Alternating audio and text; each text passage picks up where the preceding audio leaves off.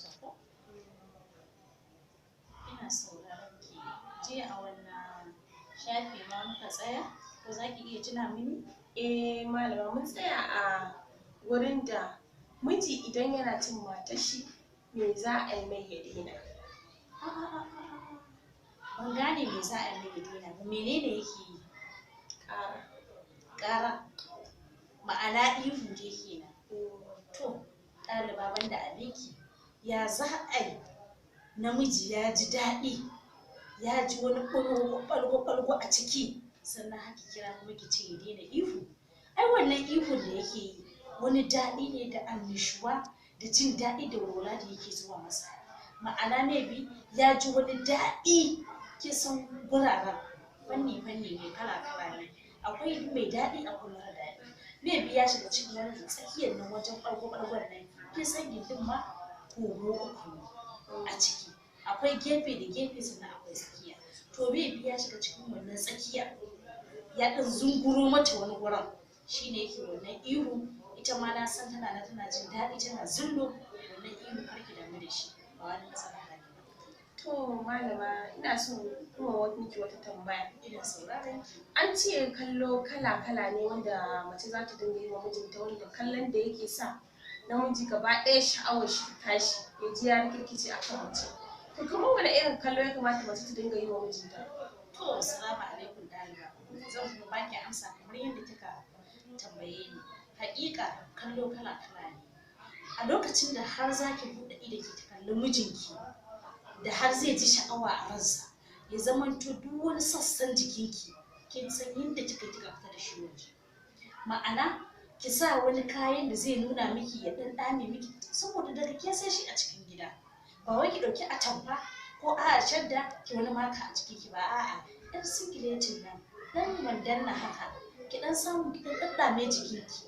Yauwa idan kina zaune haka a gefenki, ko kuma yana zaune a gefenki, haka kuna zaune ke da shi, akwai kallon da zaki masa. Duk wata mace in dai mace ta kai mace, akwai kallon da take wa ɗa namiji, wanda shi kanshi in ta mai kallon sai ya girgiza. Ba wai ki zuba mai ido a'a, ko kuma ki zare mai ido a'a. Akwai kallon da zaki mai shauƙi, mai tafe da annushuwa, irin ki kalle shi, ki ɗan ɗebe shi haka kallon, ki ɗan kashe mai ido haka, ki ɗan kalle shi a cikin kallon, akwai wani sauƙi na soyayya da ke fitowa. Sannan kuma idan har kika wannan kallon nashi, to duk in har da soyayya tsakanin ki da shi, dole sassan jikin shi ya ji ya motsa. Ma'ana kallon da kika masa ɗin ya zamanto jikinki babu wani kaya wanda zai rufe miki ko'ina. Ko ya kin ɗan fito da jikinki, kin ɗan kalle shi da 'yar shagwaɓa, haka to a wannan lokaci bai san sanda zai rungumo ki ba, sai a fara jin daɗin juna. To malama na gode da wannan tambaya da na miki kika bani amsa. To yanzu kamar ta ɓangaren mace, idan namiji ya fara shashafa ta fara jin daɗi, to ita kuma wani irin yanayi take shiga na jin daɗi wanda yake sa wani lokaci za ki ji mace tana ihu tana kuka-kuka? Alhamdulillah, ina son wannan tambaya, domin tambayoyinki duka yana zuwa kan gaɓar yadda daidai zan baki amsa ta.